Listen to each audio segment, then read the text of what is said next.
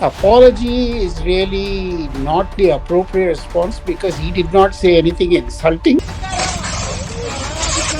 So it is inaccurate to see Tamil as the source.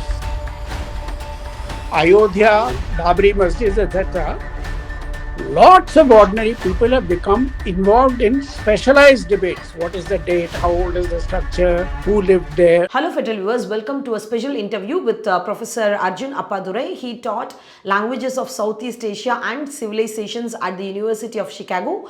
We will be talking to him about the current controversy of the statement made by actor Kamal that Tamil language is the mother of Kannada language, and we will also talking to him about the delay of publication of the Keeladi Archaeological Survey report.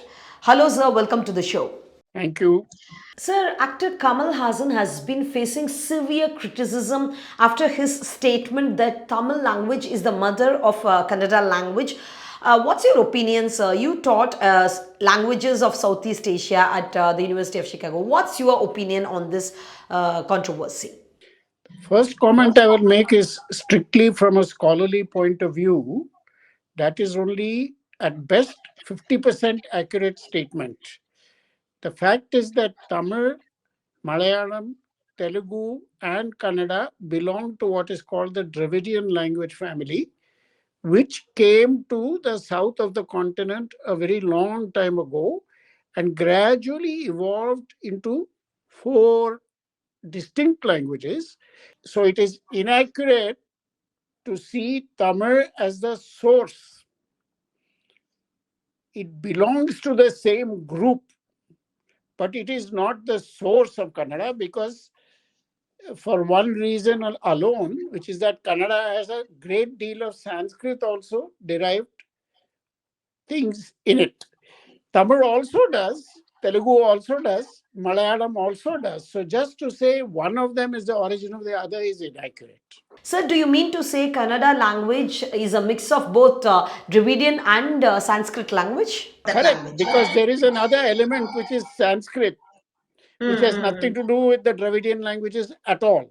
Professor Kamal Haasan is facing criticism. He was asked to apologize for his statement. Do you think seeking apology in this issue is relevant for a celebrity like Kamal Haasan, who is not an academician or a linguist? What is your opinion? I don't think so because apology is really not the appropriate response because he did not say anything insulting. He said something inaccurate, but the spirit in which he said it, as he has clarified, is as someone who is a great supporter of Karnataka also, where his films have huge audience, and of course Tamil Nadu, and he even has some historical biographical background to Kerala. So you might say that he is a child of the whole Dravidian world. Consequently, he should not have to apologize for anything. He could simply be corrected and he could say, well, as he has said, that this is a matter that can be discussed by scholars, etc., but that the spirit of his statement was not meant to hurt or offend anybody. Therefore, I don't think he should be subject to this kind of heated criticism and apology demand anywhere in the South. But we know that these issues, especially in Karnataka, because of the previous issue with Rajnikant, etc., Kaveri waters, other things, the issue is that uh, in Karnataka, particularly, such issues tend to get very heated, like the Kaveri issue, Rajnikant comments, etc. I do not think it's justified. I think a correction is justified, and perhaps Kamal Haasan should point out that he is not speaking as a linguist, but as a Dravidian person who has loyalties and affiliations all over South India. Sir, now I would like to take you from the controversy related to the language to the delayed publication of Keezhadi report. Sir, ASI, Archaeological Survey of India, came up with a disclaimer saying it is not having any hidden agenda to delay the publication of Keezhadi report.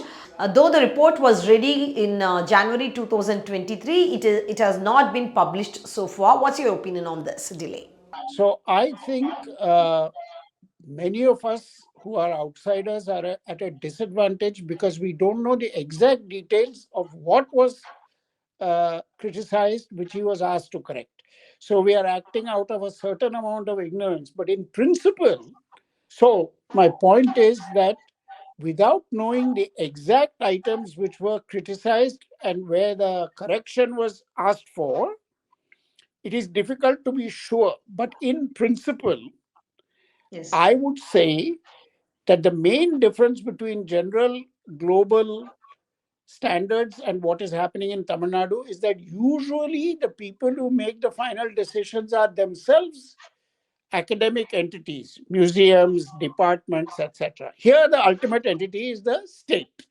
That is the Okay. difference. But anybody who produces a report who has been an excavator in any Western context always has to get some feedback, just as we do for scholarly articles or books of any kind. There are always readers and reviews. So that is not a violation of any principle in itself. So the question becomes, what was the correction required? And Okay. depending on that information, either the excavator himself is being stubborn, Yep. or ASI has asked him for some politically inappropriate correction. But since we don't know, Sir, actually, the excavator came up with a statement. He was asked to make corrections that would impact the conclusion of the excavation report itself. difficult to judge without seeing what it is. Point is that this is I think, a very loaded topic, because the question of, is this the second urbanization? How does it relate to Harappa? All these questions raise the north-south politics, etc. But from my point of view, every place where there is evidence of urbanization should be treated in its own right before it's put in some other timeline. That is the first point. Second point is that in the case of Tamil Nadu, we have an extraordinary resource which is not available even in Harappa or anywhere else, which is the Sangam poems. So, therefore, we have an extraordinary combination now of archaeological and literary information. Yes, That sir. is unique, and it should be treated with the highest scholarly care and highest interest. So, neither the state should be allowed to insert any agenda which is not a scholarly agenda, nor Okay. should the excavator be allowed to simply assert that he is going to change nothing. That is also not acceptable. How is this handled in developed countries, particularly when the corrections are being handled? So, how is this handled in developed countries, particularly when the corrections have to be made in the reports like this? That is a good question. I would say mostly this level of detailed reports never arrive in the syllabus of the classroom. They are part of what archaeologists, scholars read, and then they absorb into their books and articles and they use in the classroom. But students never see this level of detail unless they are advanced PhD candidates working in that same area, same topic, same period. Otherwise, the bulk of the people who look at these results do not see the primary report. But in Tamil Nadu, obviously, the issue is uh, so important in terms of the relevance of Sangam, the relationship to Harappa. There are some heavy stakes. Consequently, it is a public matter, but normally in the West, this level of detail never gets into public debate.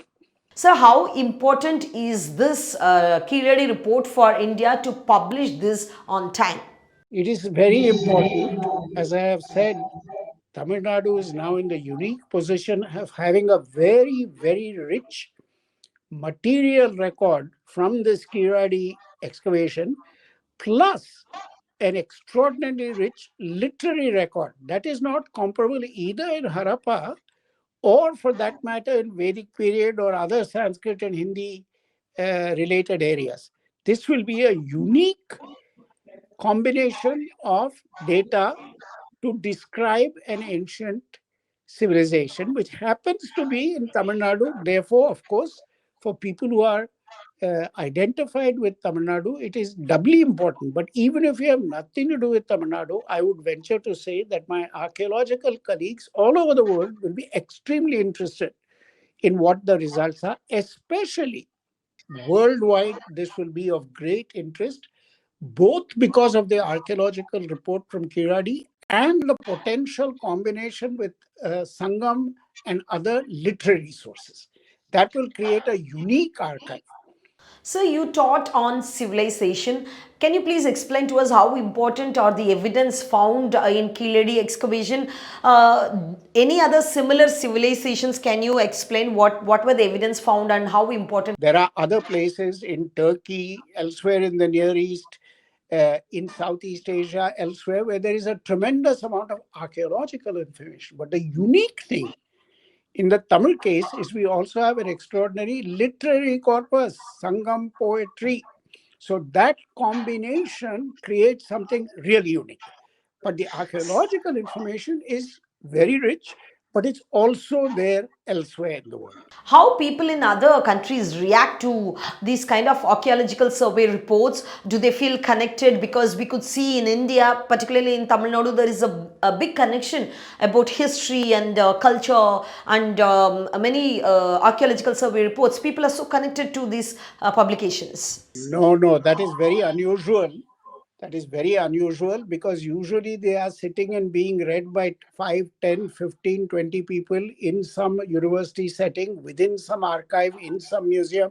So the broadcasting and public celebration requires a lot of other steps and mediation, including from mass media, including from the government, etc. Otherwise, it simply does not happen.